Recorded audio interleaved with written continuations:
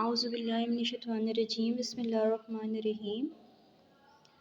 میرا نام آسمہ ہے اور میں 5ویں جماعت کے لیے اردو کی ٹیچر ہوں۔ شروع کرتے ہیں۔ ربی زدنی علما ربی زدنی علما ربی زدنی علما۔ اس کا سبق نمبر 1 حمد، صفحہ نمبر 1۔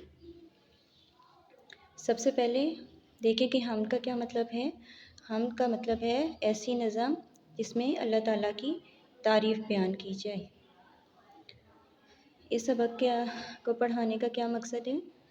نمبر 1 طلبہ کو حمد کے مفہوم سے آگاہ کرنا۔ نمبر 2 طلبہ کو اللہ تعالیٰ کی قدرت اور نعمتوں سے آگاہ کرنا۔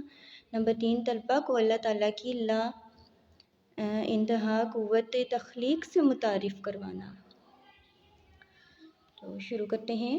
تعریف اس خدا کی جس نے یہ جہاں بنایا، کیسی زمیں بنائی کیا آسمان بنایا، پیروں تلے بچھایا کیا خوب فرش خاکی، اور سر پہ لاجوردی یکساں باں بنایا، مٹی سے بیل بوٹے کیا خوش نما اگائے، پہنا کے سبز خلت ان کو جواں بنایا، خوش رنگ اور خوشبو گل پھول ہیں کھلائے، اس خاک کے کھنڈر کو کیا گلستان بنایا، میوے لگائے کیا کیا خوش ذائقہ رسیلے، چکھنے سے جن کو مجھ کو شیریں دہاں بنایا، سورج بنا کے تو نے رونق جہاں کو بخشی، رہنے کو یہ ہمارے اچھا مقام بنایا، یہ پیاری پیاری چڑیاں پھرتی ہیں جو چہکتی، قدرت نے تیری ان کو تسبیحواں بنایا، آب رواں کے اندر مچھلی بنائی تو نے، مچھلی کے تیرنے کو آب رواں بنایا، ہر چیز سے ہے تیری کاریگری ٹپکتی، یہ کارخانہ تو نے کب رائے کاں بنایا۔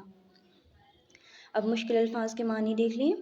فرش خاکی مٹی کا فرش، لاجوردی گہرا نیلا آسمان، سائبان آسرا یا چھاؤں،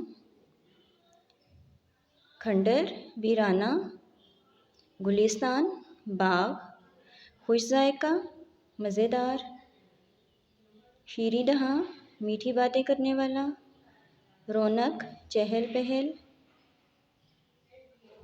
تسبیحواں تسبیح کرنے والا، آب رواں بہتا ہوا پانی، کاریگری ہنر مندی، کارخانہ دنیا یا جہان، رائگاں بیکار۔